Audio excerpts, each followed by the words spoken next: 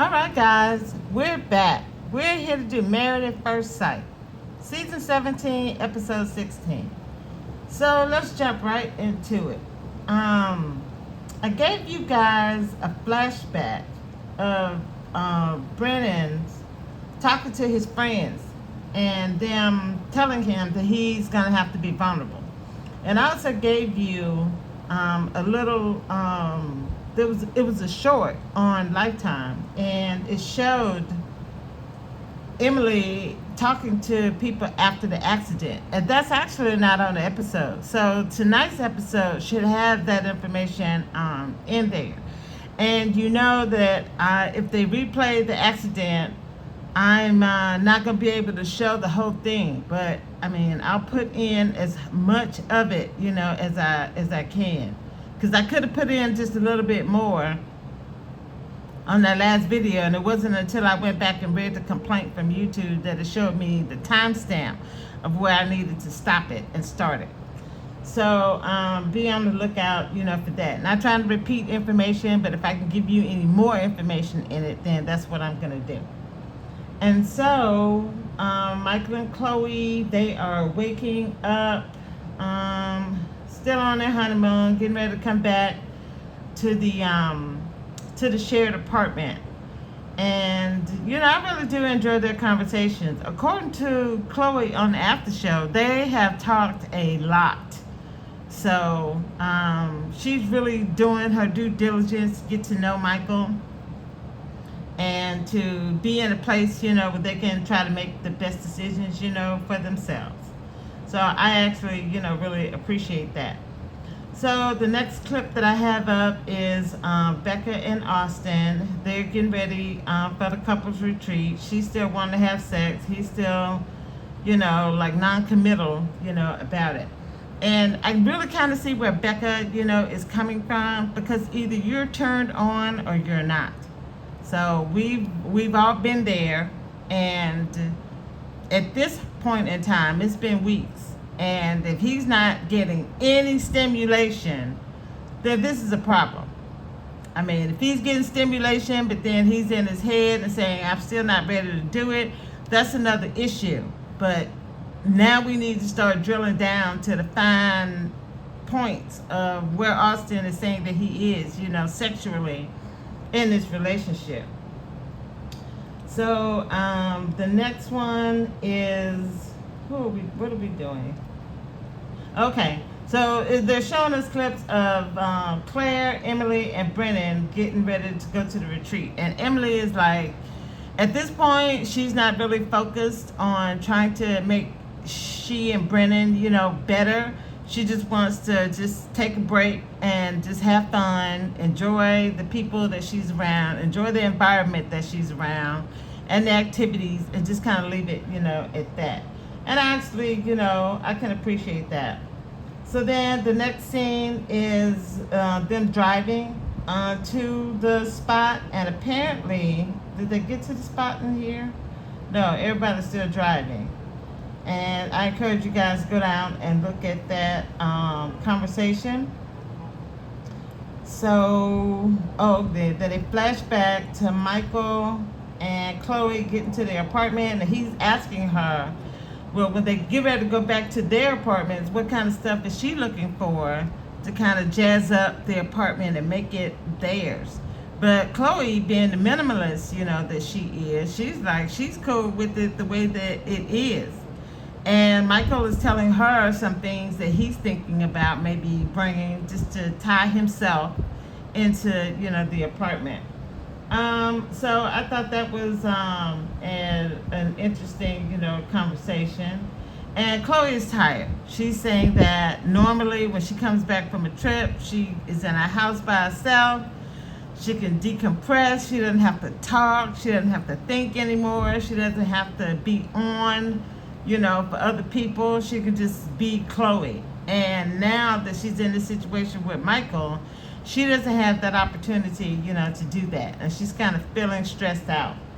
And apparently, when we see them again, she went to bed early. So that was actually a good move for her because she wasn't forcing herself to do anything, and then she actually did some self-care and making sure excuse me, and making sure that she took care of herself, and her mind and her energy. Very, very important, because I'm sure Michael would have rather for her to go to bed and recharge than to stay up and then maybe be cranky or make him feel a certain kind of way. Now he can see that she's tired, has nothing to do with him, and they can kind of go from there, which is, I think, is cool. So the next scene that we have is them arriving to the house, and apparently this is some football player's house. I was looking at somebody's video, and they said maybe John Elway. I don't know. I think Elway, well, he could have multiple homes, but I see Elway as having like a ranch or something, like with horses or something like that. But I do understand the him popping up, in somebody else, in somebody's vision. I don't follow football as much as I used to, anymore. So, like I said, I understand where that could have come from. But they won't say who it was. Even on the after show, when he was asked, Austin wouldn't say whose house it was. He just kind of hedged around it and gave his rationale as to why he thought that it was that person's house, because of some connection, some tangential, or what is it? There was another word that I wanted to use, but anyway, some distant connectivity that he has through other people, that he kind of knows. So where are we? Emily and Brennan have come there. Then Orion has showed up, and he's all doing his little shimmy shake, about Lauren. And, the more I listen to Orion, I actually don't think that he was ready for the responsibility of a wife.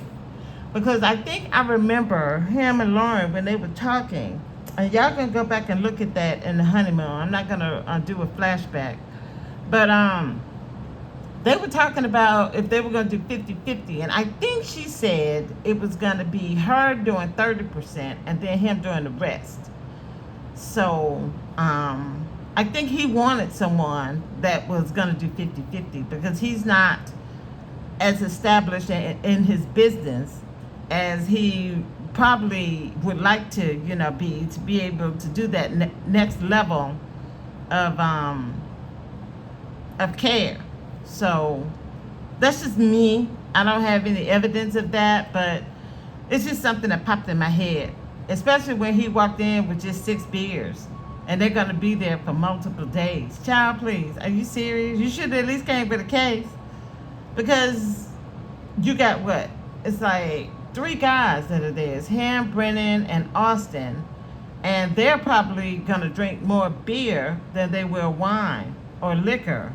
But I don't know, because apparently Austin was very tipsy when he and Becca went to bed, and that was he wanted to be able to, I'm skipping ahead, but he wanted to be able to sleep in the bedroom of whoever owned the home, and the way he communicated himself to Becca wasn't really something that was enticing, for her. So she stayed in the bedroom that she was already in. Since her clothes and makeup and everything, is already there. She's in the bed. And so he didn't really, like I said, give an incentive to want to go with him, tiptoeing down the hall, which is stupid because that could have been an opportunity. But then also I was listening to people, and they were saying that she probably didn't want to have drunk sex either, because she doesn't drink.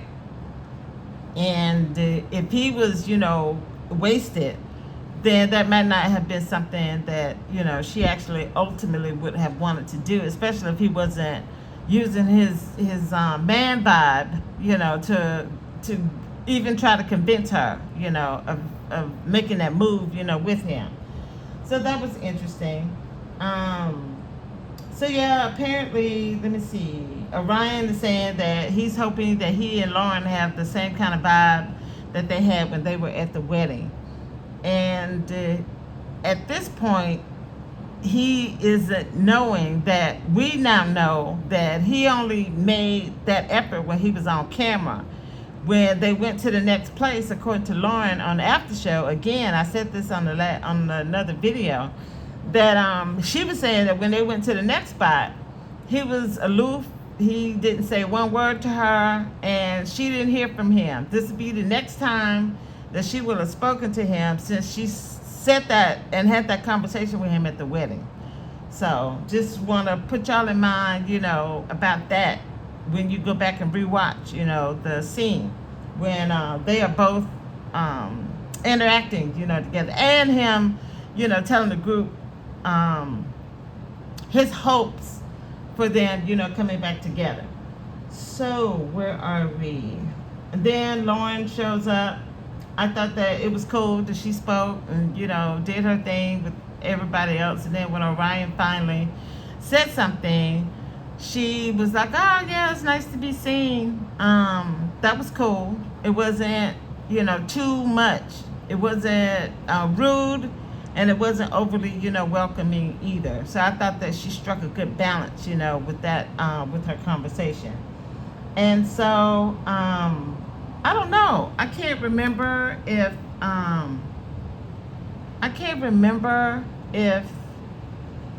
they cooked or if they ordered food. So Becca was cooking earlier, so she might have cooked, and they was just sitting around, waiting for Lauren, to get there. And then they served up dinner later. That was a little confusing to me. So if anybody else saw something out there, and I missed it, please let me know. And I'm going to interrupt. And I actually, appreciate the conversation, that you guys are putting in the comments. Even though if I may not agree, like I don't agree that Michael is gay. It really hurts my heart when people just automatically accuse these guys of being gay. And we really don't. We only have the information that's before us. So I'm not trying to infer too much into what we see. And people's sexuality. So that's another reason why I put up the clip, the bonus clip, when he was asked about his sexuality and the clothes. I went ahead and put that up because I wanted people to be able to see what he had to say, about it. So, yeah, they're all sitting at the tables talking about what they want to get, out of the retreat. So, encourage you guys to go look at that, too. So, the next scene is when Austin gets up and goes to the other bedroom. And she's saying in this scene she doesn't know why he did it.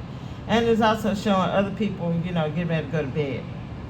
So we go back to Michael and Chloe. He brings her coffee. They talk about, her going to sleep early. And they get up to get ready to go see each other's apartments, bring their stuff back. And then they're going to meet the other people over at but they have to have a meeting with Dr. Cal first. So we'll get to that. So then it's Claire and Lauren. They're talking to each other about their ex-husbands.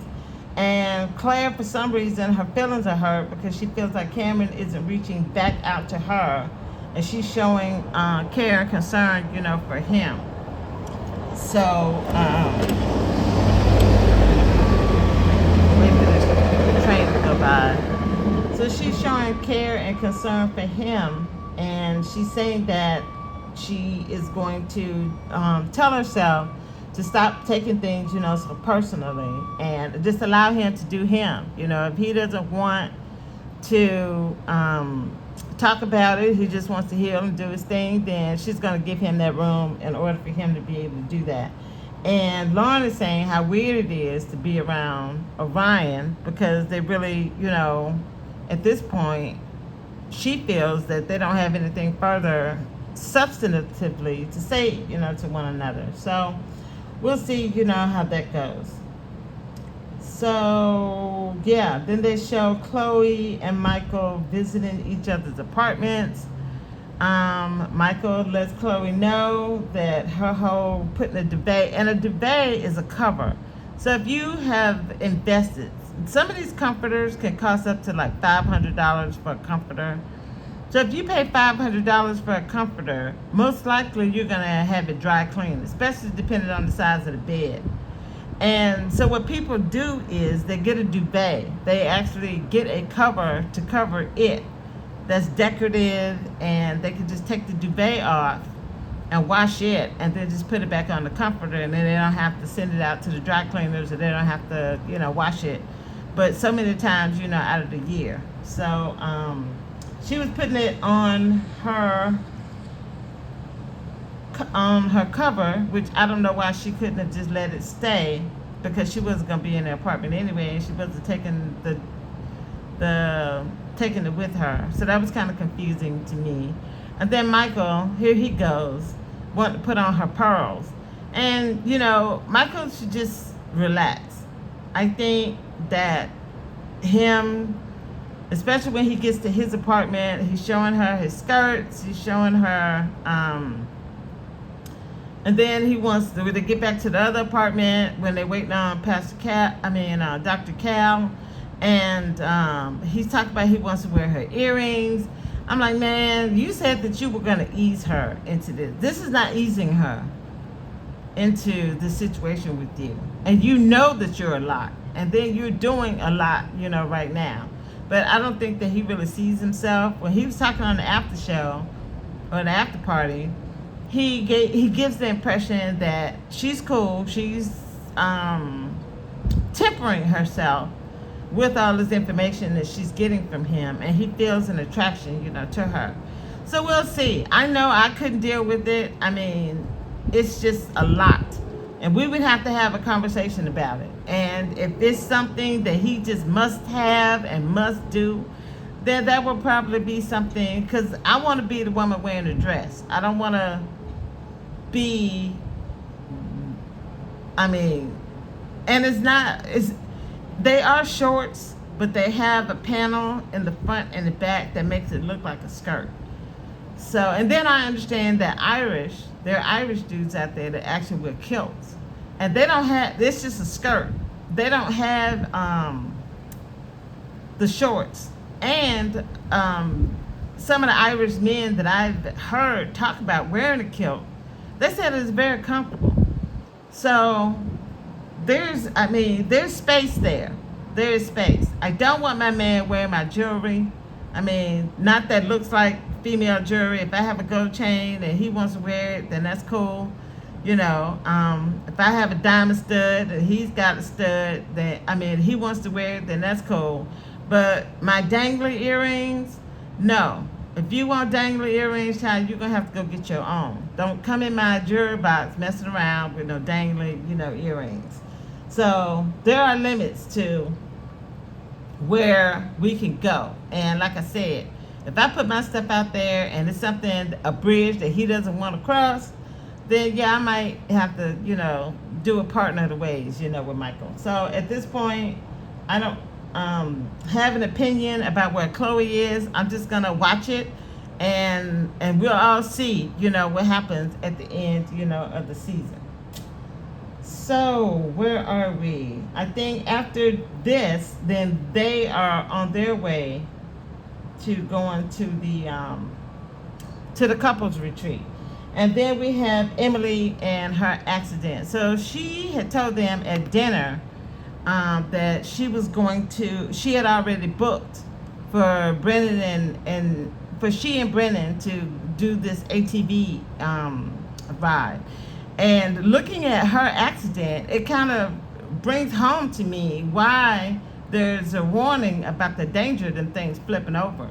Because you could see how she was veering off, and then that's when she flipped, over. So I don't know if she was trying to overcorrect and it happened, or if she didn't correct soon enough and it happened. I don't have that. But you can see her kind of veering off a little bit, and then the thing flipping over. So that was interesting. And then I put up the whole clip at first, and then YouTube came and told me that I had to take it down.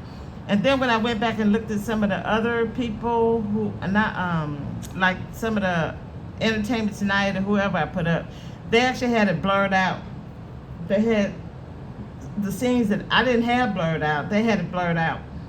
So I guess YouTube does have a thing about it, because I did appeal it, and they immediately told me back that no, that it wasn't appropriate according to their guidelines. So I encourage you guys that if I put up something, go ahead and look at it, because they could come back and tell me that, you know, I have to take it down.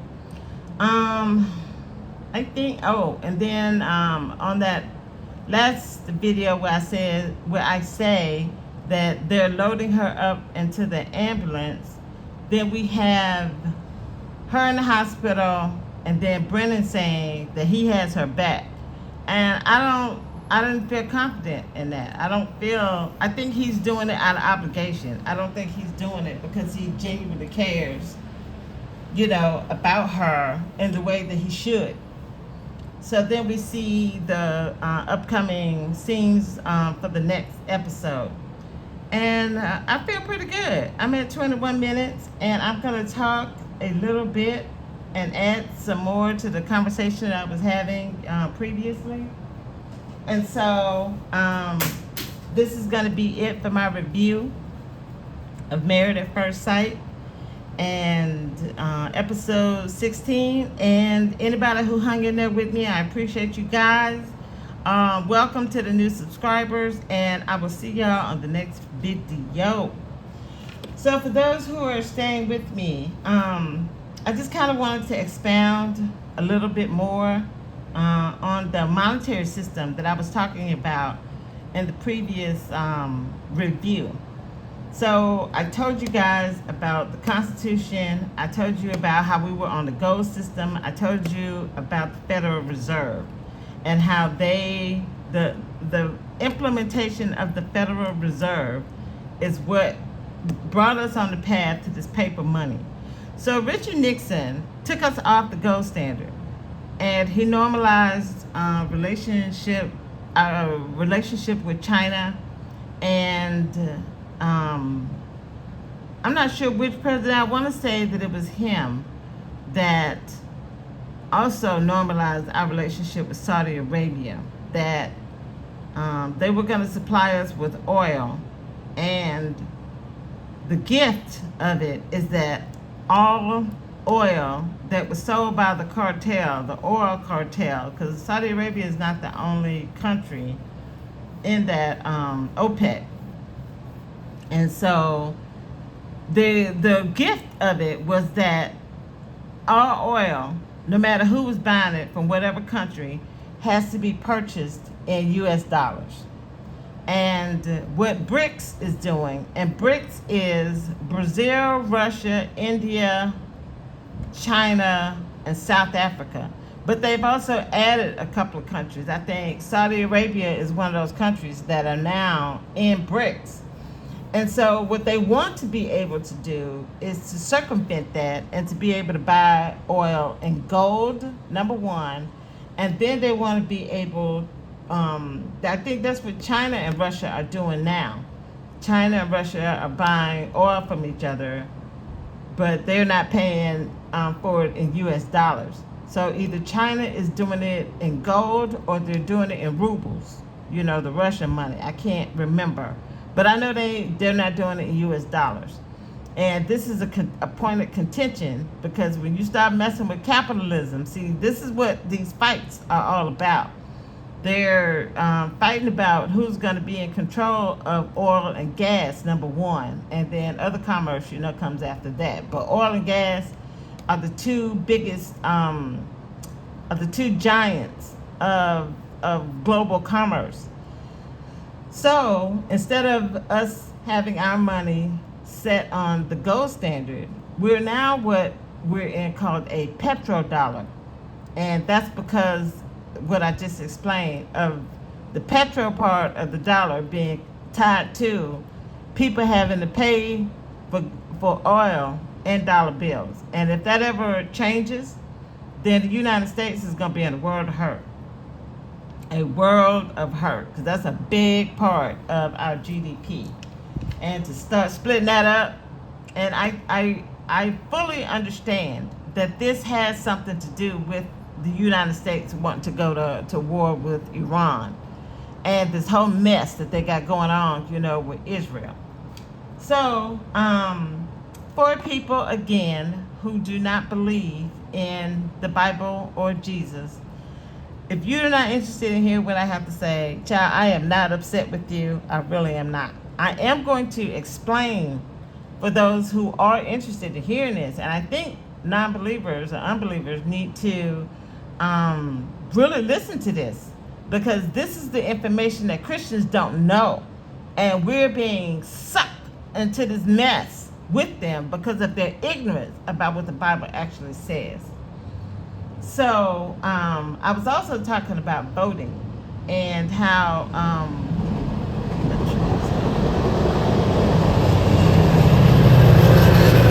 was talking about voting and how what I see is like a version of Revelation 13 and that strong man that I was telling you guys about. So it just jumped in my head about different parts in the Bible where the people made a verbal agreement, and that verbal agreement was binding. Okay, so you've got when Moses led the children of Israel out of Egypt, and they got to the part just before the golden calf. So they were given the rules and regulations, and they all agreed. They all agreed in one voice that they were going to agree to the edicts that were set, before them from Moses. So I encourage you, to go back and read that. I'm not going to do scripture and verse, on this one. Then there was another one. Oh, then they had the golden calf moment. And then the ones who were participating in the golden calf moment had to be removed from the congregation. And so the rest of them were the ones that continued on and were allowed, to move toward, the promised land. So then we go to Samuel, when the children of Israel decided that they wanted to have a king. And Samuel went to the Lord, and he was told, okay, if you want a king, this is what's going to happen. And he ran down the whole list. And then they said, yeah, in spite of everything that you just said, we want a king. And that also kind of puts me in mind to the presidency. I was watching it because the king of Jordan came to the White House, and they were talking. When Biden was at the podium, the king was behind him, respecting the fact that he's head of state, of America, like he is head of state, for his country. So that symbolism of kingship was really profound, to me at that time. So Biden, in his role as president, is equal to a king. And when people jump up and down for these candidates, you guys, they don't know what they're doing. I mean, go back and go read. It's in 1 Samuel. I can't remember what chapter, but it is in 1 Samuel. And then after that, he goes and anoints Saul, to be king of the children of Israel. So yeah, it's very, very, very important. The agreements that you make. Another time of the agreements is when Jesus was getting crucified, and Pilate was saying, hey, so at the Passover, this is a time for you to set somebody, free. So let's set this guy, free. And he had Jesus and Barabbas up there. And the people said that they wanted Barabbas. And Barabbas was a thief and a murderer. And they preferred to have Barabbas free than to have Jesus. They said crucify Jesus and then free Barabbas. And he was like, wait a minute. Are you sure? Because this doesn't make any sense. Why would you want to free him? And they said, no, on us and our children, we'll take the blame, for this. And so that's when he washed his hands of the situation. But if you go and you look at that affirmation that they made. They didn't just make it for them. They made it for them and the generations after them.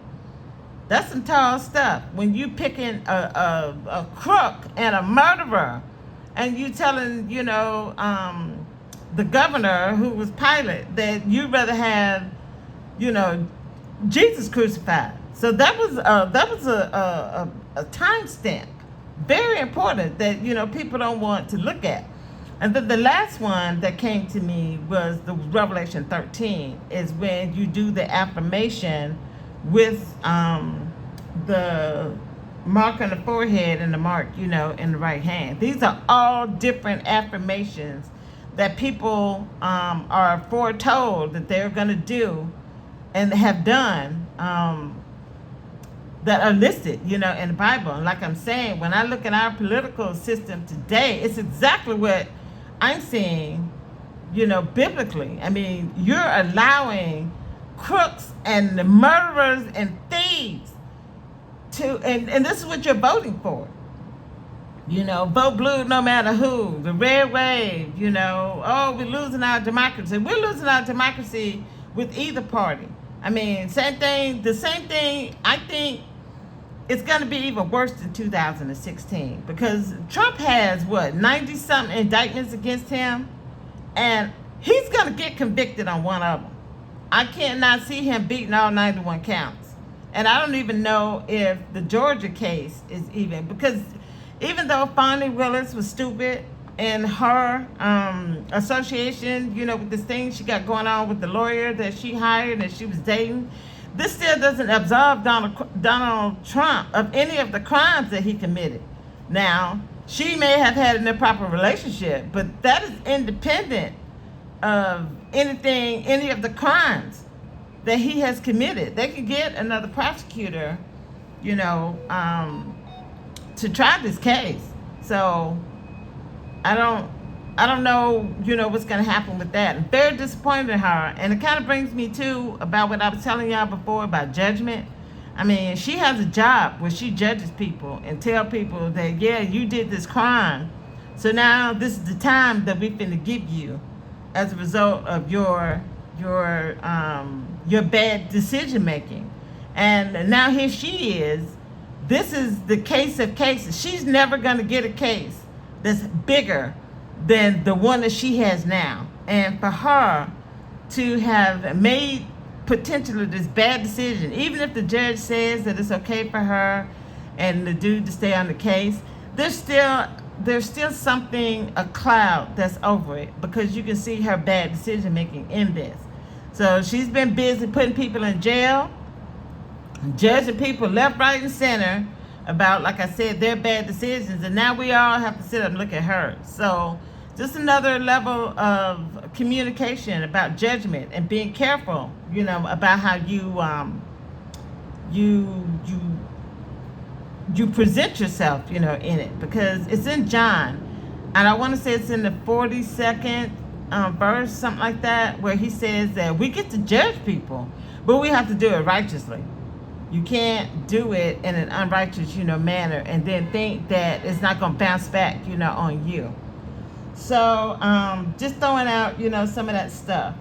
So the other thing that I kind of wanted to touch on too is the story of Jesus' birth. So when I grew up, we all were taught the songs, away in the manger, no crib for his bed, this, that, and the third, And then we did the We Three Kings and how the gifts and stuff, that he was given. It's all really happy and, fluffy, which is good because it was a monumentous, moment.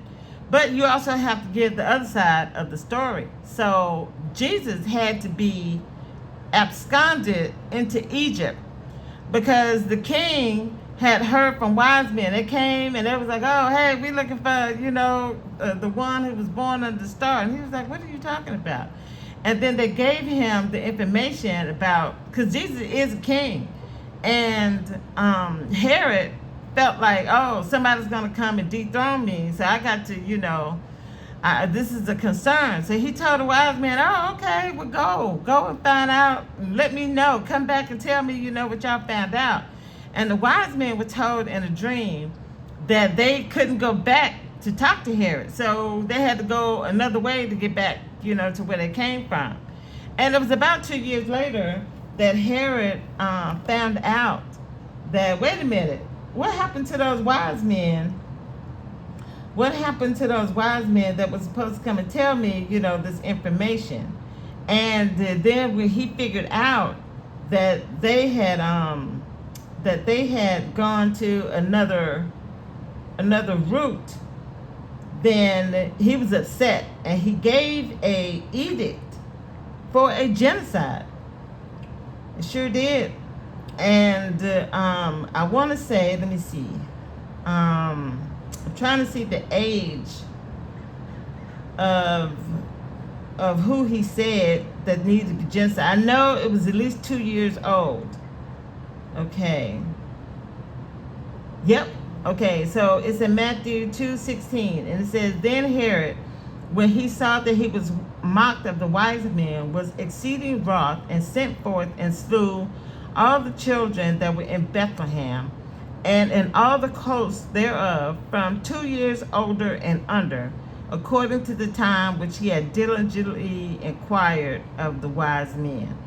So when Jesus showed up on the scene, there was also a genocide.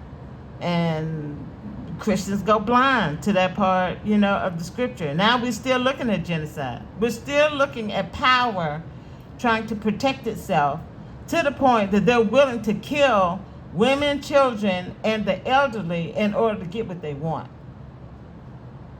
And that's pure evil. The other thing I wanted to say that kind of popped out to me in scripture too is because I see what Israel is doing as white supremacy. And Christians like to be able to be prejudiced against, number one, people who don't believe in Jesus. They really look down on those people, when if they actually looked at their lifestyle, your lifestyle is telling the people who don't believe that you don't really believe in him either. I mean, your mouth is telling people that you believe in Jesus, but they see you with kids out of wedlock. They see you stealing stuff. They see you lying. They see you, cheating on your husbands and your wives. They see you abusing your children and talking to them, in crazy, ways. I mean, these are behaviors and actions that are out here in the street. I mean, that people see. And for all of the judgment and the criticism and all this stuff, especially in the black community, a lot of the things that I see black people judging other people for, they don't want other people, especially white people. They really don't want white people judging them for the same thing that they'll judge one another and other people, for. And it's really off-putting. It's very off-putting. I was in a line with this woman, and she was from San Francisco. And she was just, she really was talking like she was so highbrow. And it was off-putting. Be humble in your communication, with people, especially black people. Just be humble. Don't, get to the point where you start thinking that you better, than somebody else. And, that's going to reflect bad on you, and it's going to reflect bad on the community, as well. So the other part that I wanted to say about what, he left us is that I remember I looked it up earlier. It was in Matthew, and I didn't write down it's in Matthew 15, where he's talking, and it said that he went out to Tyre and Sidon, or Sidon. I don't know how you pronounce it. But then the next verse is he said that when he was there, that a woman from Canaan, and Canaan is the land that was called what we know of as the Promised Land. So the woman that was from that, from that area, but she wasn't a Hebrew. That's one thing that I got out of him telling us that. And I think in another book, it says that she was Greek. So those are two. And I'll put those in the description box so you can read them, for yourself. But the point of what I'm saying is that she was asking her for help because the daughter, was having problems. And so the disciples was like, can you tell her to go somewhere because we are tired of her? Because she wouldn't shut up. She was behind him, begging him, for help. And he was like, his mission is to the children of Israel who are lost. It said the lost sheep of the house of Israel. He said, I'm here for the lost sheep of the house of Israel. And what Christians are blind to is that the Israel that we're looking at today is not the Israel that he's talking about or that's being talked about in the Bible. Israel in the Bible is two things. It's a people and it's a place. So I want to say it's Ezekiel where you actually hear of it being talked about more as a place and a people. And the origin of the name Israel comes from Jacob. Because when Jacob was fighting with his brother and cheated his brother out of his birthright and his blessing, I think the brother gave up the birthright, but he still wanted to keep the blessing. But he tricked his daddy into giving him the blessing. So he ended up with the birthright and the blessing. And when Esau found out that he had been gypped out of his blessing, he was mad at Jacob. And so Jacob had to get up and run away because he was scared that Esau was going to kill him. So, and other stuff, that he got himself involved in because he ended up with two wives when he only really wanted one. And he got tricked by his father-in-law, by his soon-to-be father-in-law, because he wanted to pawn out both daughters at the same time. He didn't want the youngest daughter to be married before the oldest daughter got married. So he ended up making Jacob marry both of them. And so he ended up with two wives. And so when he was on his way away from his father-in-law, because they started to get in contention, with each other. So he wrestled with an angel. And because he was able to withstand that test, his name was changed from Jacob to Israel. So the two wives that he ended up with, they were having children, from him. And I don't know why it turned into a competition, but it did. So they start giving him the servant.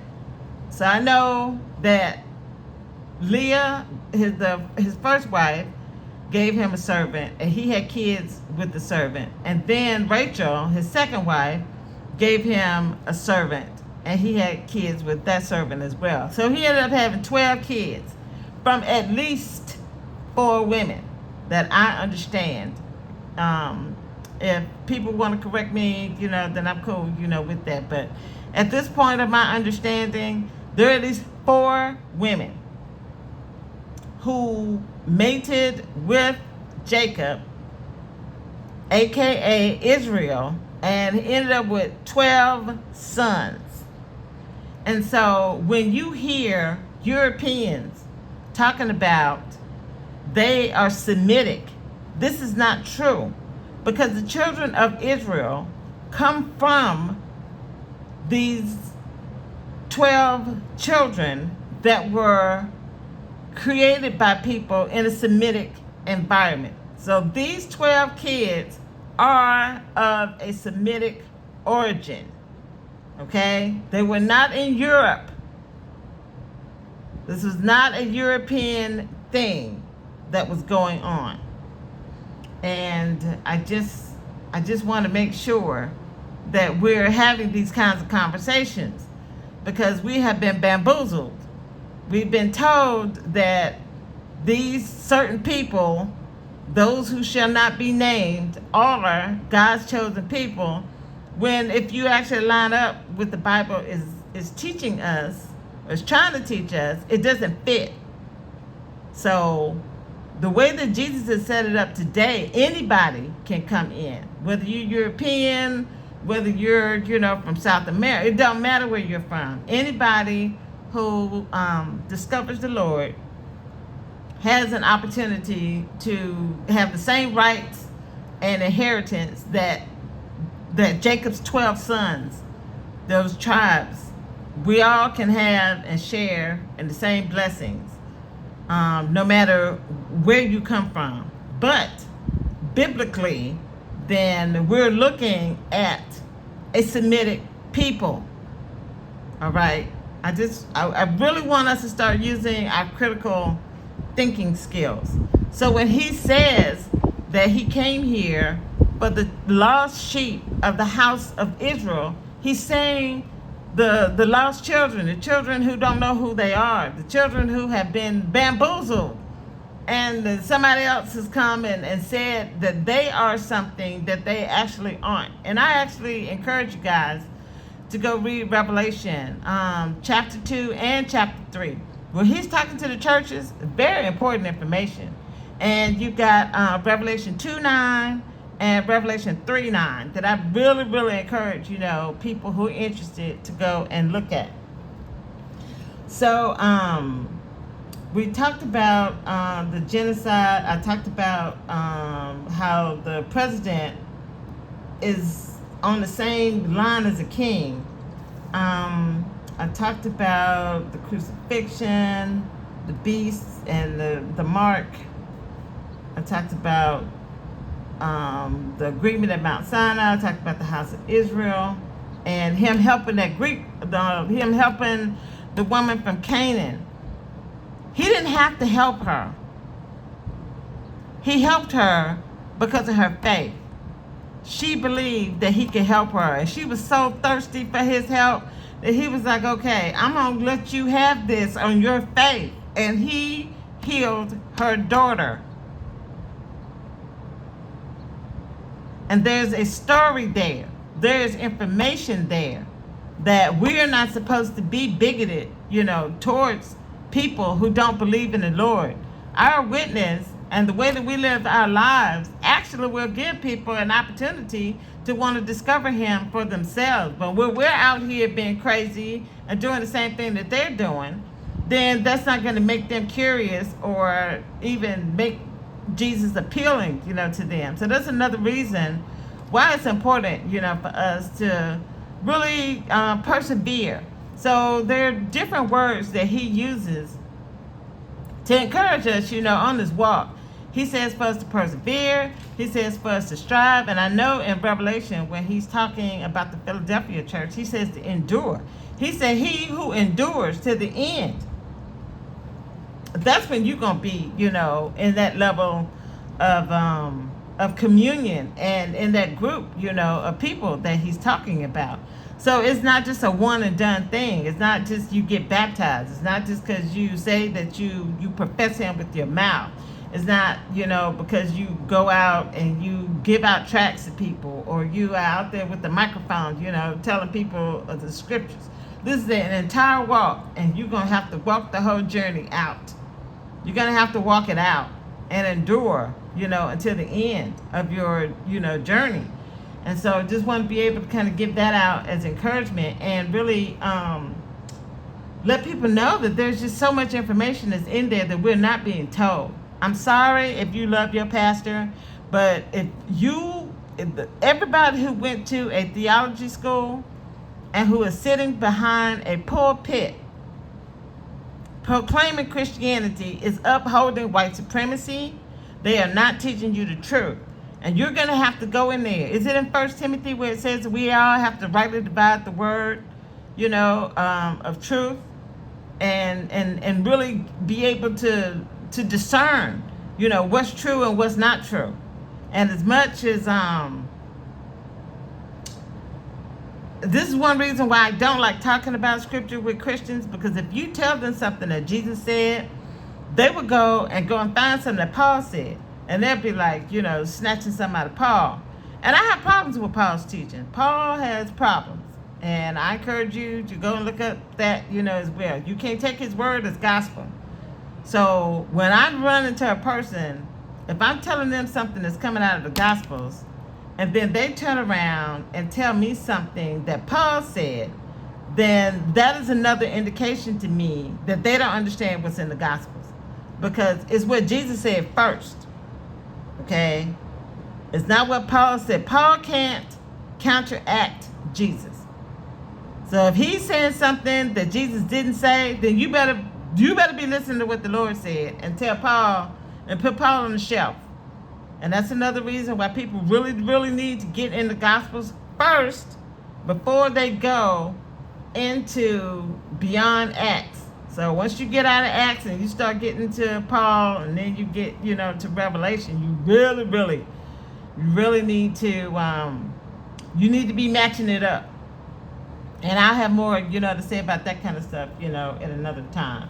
About matching stuff up from one end to the other. Because some stuff in the Old Testament actually matches up to what's in the Gospels. So if I have anything else, I will add it.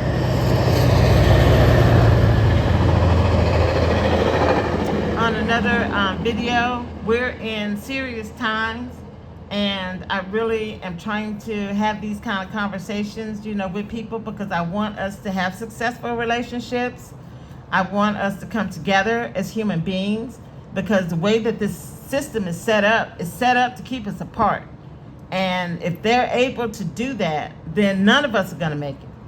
It's going to be a hard road for us all. Even if you got enough food and stuff in your house, you're going to be out here looking at people that don't have enough food. You're going to be out here looking at people that don't have enough money.